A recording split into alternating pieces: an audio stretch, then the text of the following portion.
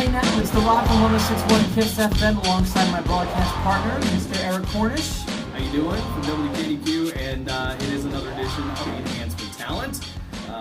Headed closer and closer to WrestleMania. I feel like I should be like the guys on the show and just don't even say it, just point. Yeah, exactly. I just want to match up there to the sky. We've got a lot of exciting stuff to talk about, Eric. Do you want to start off with a prize? Yeah, let's talk about the big prize pack that we've got here, because this is something that will be starting next episode next week. So you're going to want to subscribe to these videos so you will be able to see the next few weeks, because we're going to be making a huge winner. That winner will get, first of all, four front row seats to see WWE live on April the 27th at the Ford Center. But that's not all. Not only four front row, four horsemen, you and your horseman right there in the front. Bring three other horsemen. Here's what else you will get. You will get a copy of last year's Epic WrestleMania 29 on DVD. You will also get, let's put this over here, you will also get this very nice t-shirt, RKO, Randy Orton, the Viper. And don't forget this lovely one right here, featuring the Shield. That's right. So exclusive, I'm not even sure the Shield wears this one. That's right. But it could be yours. But that's not all. You see this also, what we have back here, you've got the Wyatt family. On a steel chair. That you can sit on them, because this is a souvenir chair from Survivor Series 2013. Yes, last year's. Last year's Survivor Series. This thing is, there's only one of 400 made. I mean, they don't make very many of these. So. Who doesn't want to sit on Bray Wyatt? That's right. So there you go. I can tell you this. I have a similar chair, I'm proud to say, ironed it the old-fashioned way. It is not a Bray Wyatt chair, but I was sitting on Steve Austin's face because I have, back in the day, I don't know if it still works this way, but if you were in the front 5 rows of a WWE pay-per-view, you got to keep your chair with your admission.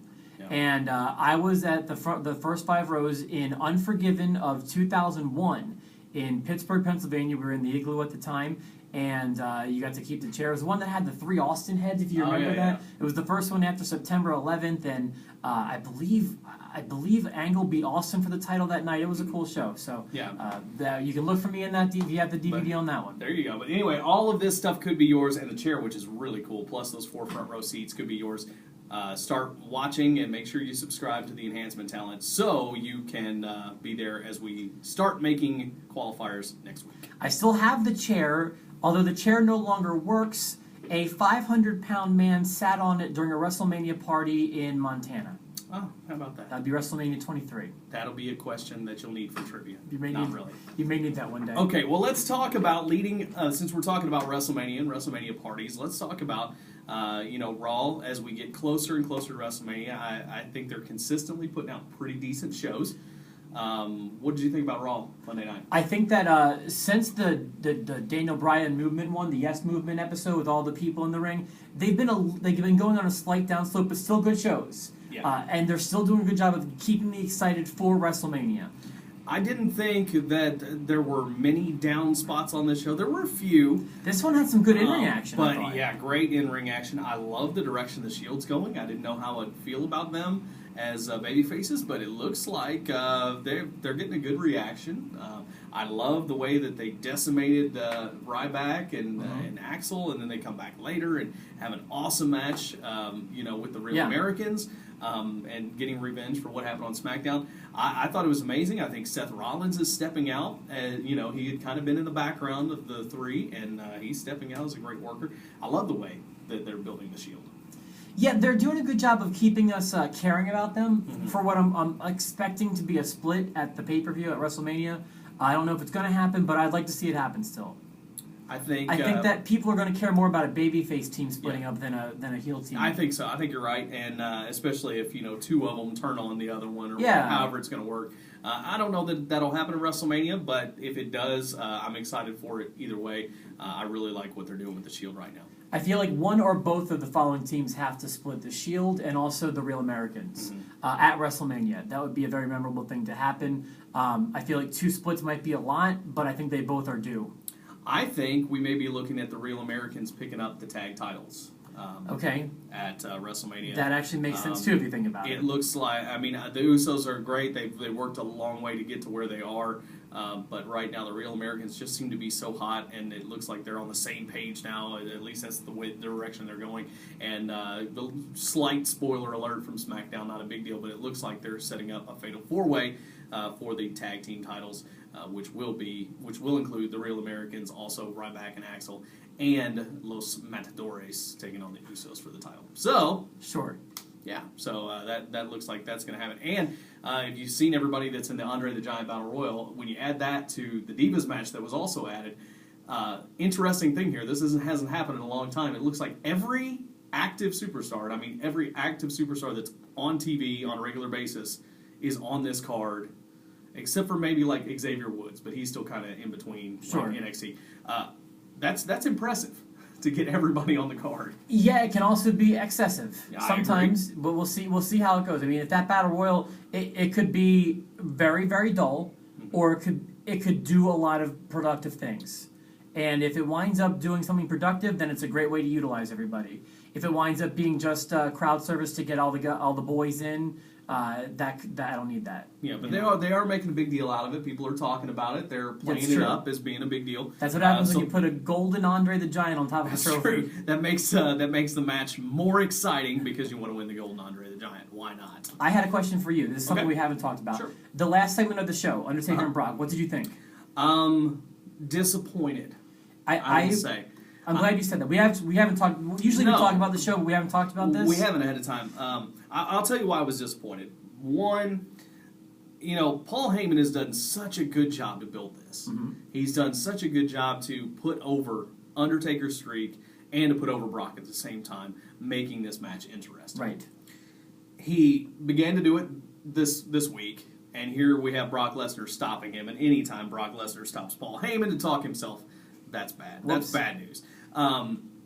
What I didn't like about it is I kept thinking maybe there would be a twist on what we've seen before. That was my problem too. And we did not have a twist. It was the same stuff we've seen a million times. It felt like a super duper rerun. I knew what was going to happen. Like I was even watching with someone. I was like, this is what's going to happen. They're going to open the casket. He's not going to be in there. Yeah. They're going to close the casket and he's going to reappear inside because we've seen that 8 million times. Plus, it didn't help that the spotlight was shining on the casket and you could see the ring skirt moving the entire time. I mean, I wasn't really paying attention to that part. It was not well done. I'll watch it back, but it didn't work for me. No. Their build has been pretty good. Like I like the signing his name in the blood, and the other stuff. And like you mentioned, Paul Heyman doing a great job in Chicago. And I'll tell you what else didn't work for me on this is we know that the Undertaker streak is the big deal. We know that the Undertaker is going to win every year for the most part. This one, I feel like he's going to win too, but we have no doubt that he's going to win. They've put no doubt into us because the Undertaker got the upper hand in the contract signing with the chokeslam through the table. He also got the upper hand on Monday night when he knocked Brock Lesnar out of the ring. True. And then Brock walked off. I want to see Brock decimate the Undertaker like he did at the Big Show at the Royal Rumble and make us go, wait a minute. He can do this. He can beat the Undertaker, but so far we haven't seen that. And I think that hurts the angle a little bit. Well, it's funny you bring up the streak. We got a listener email, or I guess a viewer email, from Jeremy, if you want me to read it to you. Sure. He wants your thoughts on this. I have my opinion. Jeremy writes, hello, I was watching the Streak DVD of The Undertaker. I just finished WrestleMania 9, I believe, against the Giant Gonzalez. It was, in fact, against Giant Gonzalez. Sure. Undertaker did not defeat Gonzalez. He won by DQ. So do you think that should put a dent in the streak? I was curious if you knew that fact, because I did not know until now. Can't wait for next week's show. Keep it up. That's Joseph. Yeah, WrestleMania, well, I mean, he did win. To me, a disqualification is a victory. It's a win. Yeah, it's something in the W column. The thing is, at that time, nobody was thinking about the streak. That was number 3. How funny would it be if Undertaker had the one dent in his streak, but from Giant Gonzalez, of all people? I mean, the thing is, nobody's looking at that. One, because it was only the third match the Undertaker had. He'd only beaten Jimmy Snuka and Jake the Snake at that point, and it was a disqualification. But he still won. Hey, however you win, you win. Yeah, you win. So I don't think that's a big deal. I think it's more of a big deal, as I was talking to one of my friends at lunch earlier today, that I think it's a bigger deal that Undertaker has had to work with so many just atrocities in wrestling. Like every time one came through, it's like, give him to Taker. Taker will take care. El Gigante? El Gigante? Yeah, go ahead. go ahead. Kali, sure. What, Vladimir Kozlov? Yeah, An go ahead. aged Jimmy I mean, Snuka? All just right. Anybody who was just horrible, just Who give was- him to Taker. Who was it at 19? Wasn't it, it was, Oh, 19 what was, was that guy's- A-Train. Well, no, he A- was supposed to team with Nathan Jones. Nathan Jones. That's the name I was looking for. Yeah, and but he went up against Big Show and A-Train. You know, both decent workers, but yeah, the Nathan Jones, that was kind of a mark on his resume. Like, do we really need this guy teaming with the Undertaker? Not really. Let's just have him do a run-in. So, but anyway, Undertaker, I expect him to beat Brock. But thank you for the question anyway. I don't think that puts I don't think anybody's going to look at that and say, no, that devalues the streak. Not at all. Maybe Heyman can use that for fodder as next promo. That's true. Maybe he will. You are not. You are not 21-0. How about the disqualification in You Las are Vegas? 20-0-1. Yes, exactly. That should be the name of the streak. That's right. 20-0-1. But anyway, and we haven't even talked about the main event, but I think we've talked about that a lot. I still like the direction it's going. Yeah. I love Stephanie McMahon's interaction with Orton and Batista, especially because she schooled them on the microphone. Yeah, was she showed way them what's better than up. both of them. She did. And smacked the glasses right off Batista's face I as love he that. ripped his skinny jeans.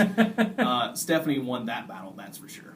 So, is that enough for today? I think so. I mean, think so, too. I like the direction we're going. Don't forget, starting next week with our episodes, you can enter to win this great prize package we have, including front row seats and this souvenir chair and all this great stuff. So make sure you subscribe. Here's what you're going to miss. A Ring of Fire is opening up. That's right. Here we go. We're gonna sink into it as the enhancement talent.